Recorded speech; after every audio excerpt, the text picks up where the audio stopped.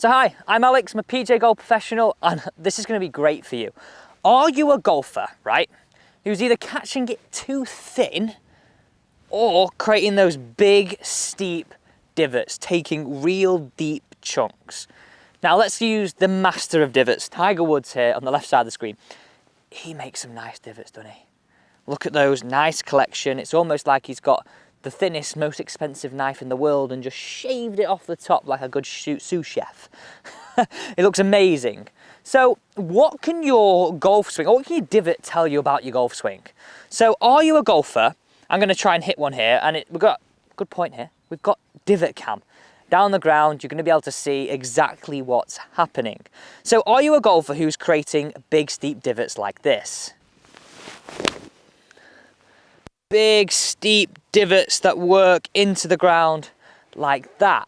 Yes, sometimes you might hit good shots, but what's happening there is if you're creating them, and I bet when the winter comes around, that's just not good for your game, and the green staff will not like you either, is the sense of your whole swing, and as you come to the face-on perspective, you'll see this as both centres moving considerably ahead of the golf ball.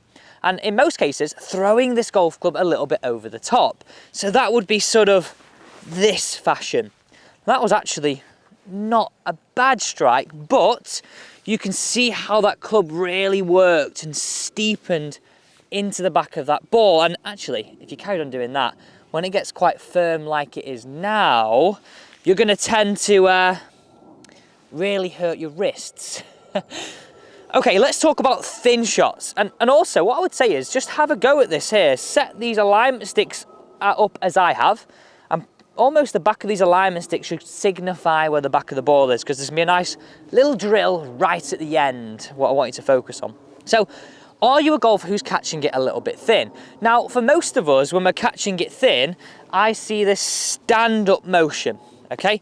This sort of scoopy motion, these hands getting higher, and this working like this. So essentially, imagine there was a little bit of a semicircle around us here. It's sort of lifting up. So all you're able to present is a little bit more of this motion rather than that big sort of crashing down motion we had in the first instance. So a little bit of something like this down at the ground. We'll try and we'll give us our best version. Have a look at the divot cam on this. So that stand-up sort of look to our game. That really, really hurt with these irons. So you can see they're the two sort of instances. So standing up, if you're catching it thin, we're most likely to see.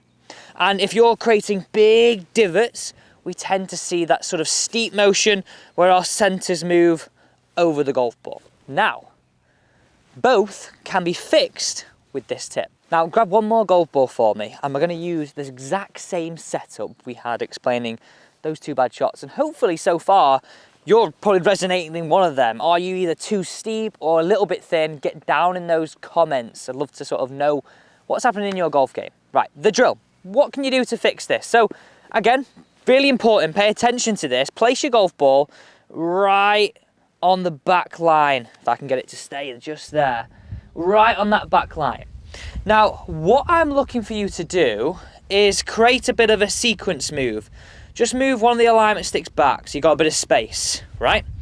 We don't want both centres ahead of the line.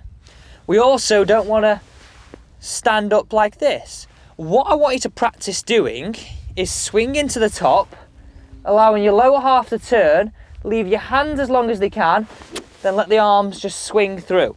Really focusing on bruising and divoting just ahead of that line.